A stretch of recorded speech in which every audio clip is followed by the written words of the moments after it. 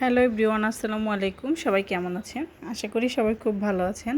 আলহামদুলিল্লাহ আমরাও ভালো আছি, যদিও প্রচণ্ড গরম, কারণ আকাশটা একদম থমথমে অবস্থা। আকাশে কোনো রোদ নাই আর হালকা বাতাস আছে। তো কী আর করার, রান্না তো করতেই হবে। তো এখানে আমি ভেন্ডি ভাজি করে নিলাম। প্রথমে আমি কড়াইতে তেল, পেঁয়াজ আর কাঁচামরিচ দিয়ে ভেজে তার মধ্যে ভেন্ডি দিয়ে দিয়েছিলাম। তো ভেন্ডি ভাজিটা আমার হয়ে গেছে। আমি ভেন্ডি ভাজিটা নামায় ফেলবো আর একটু ভাজা ভাজা করব। তো ভেন্ডি ভাজি শেষে আমি এখানে ডাল রান্না করছি। সে ডাল হচ্ছে ছোট আম, ডাঁটা আর একটা আলু দিয়ে ডাল রান্না করেছিলাম। এটা আমি একদম সিম্পলভাবে রান্না করছি, প্রেশার কুকারে সিজ দিয়ে জাস্ট বাগার দিলাম। তো এখন আমি শোল মাছ রান্না করব। একটা কড়াইতে আমি প্রথমেই একটু তেল দিয়ে দিলাম। তো এই তেলের মধ্যে আমি একটু লবণ আর একটু হলুদ দিয়ে দিব। লবণ হলুদ দিলে দেখা গেছে যে আলুর কালারটা খুব সুন্দর হয়, এই জন্য আর কি। তো রান্নাটা আসলে যার যার মতো করে শেষে রান্না করে, তো আমি আমার মতো করে রান্না করতেছি। তো শোল মাছের যেহেতু ঝোল করব, আমি আলুটা বেশি ভাজবো না, আলুটা একদম হালকা ভাজা দিয়ে তুলে নিব। আর মাছটাকে আমি ভাজবো না, কষায় রান্না করব। তো আলুটা মোটামুটি হয়ে গেছে, এখন আলুটা উল্টে পাল্টে নামাই নিতেছি। এই তো আলুটা নামানো শেষ। এখন এই একই তেলে আমি রান্নাটা শেষ করব। তো এখানে প্রথমে আমি একটু পেঁয়াজ দিয়ে দিলাম।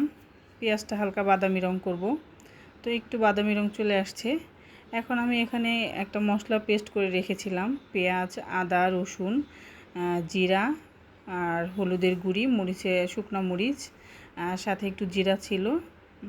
তো কষায় যেহেতু রান্না করব, বাটতে কষ্ট লাগে, মানে গরম প্রচুর, তাই একদম ব্লেন্ডারে পেস্ট করে ফেলেছি। সেই মশলাটা দিয়ে দিলাম। এখন মশলাটাকে খুব সুন্দর করে কষায় নিব, যাতে মশলায় কোনো গন্ধ না থাকে।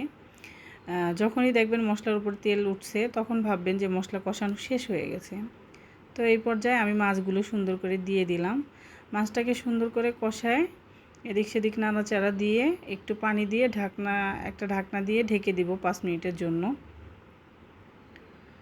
তো এই তো ঢাকনা তুলে ফেলেছি। এখন আমি এটার মধ্যে একদম আলু, টমেটো সব একসাথে দিয়ে দিব, কারণ দিয়ে তারপরে আমি ঝোলের পানি দেব।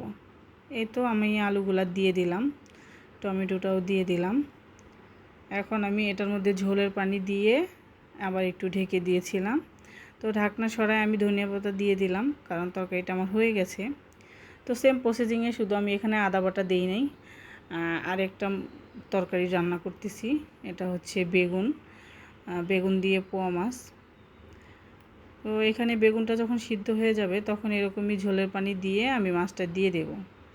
তো বেগুনটা মোটামুটি অনেকটাই নরম হয়ে গেছে। এখন এখানে ঝোলের পানি দিয়ে মাছটা দিয়ে দেব। আর ভিডিওটা আমি বেশি বড় করব না, কারণ যেহেতু দুপুরে রান্নাবান্না শেয়ার করলাম, এখনও অনেক কাজ পড়ে আছে, সেগুলো করতে হবে। তো এই জন্য ভিডিওটা আমি এখানেই শেষ করব। তো এই তো তরকারিটা একদম রান্না শেষ। আল্লাহ হাফেজ।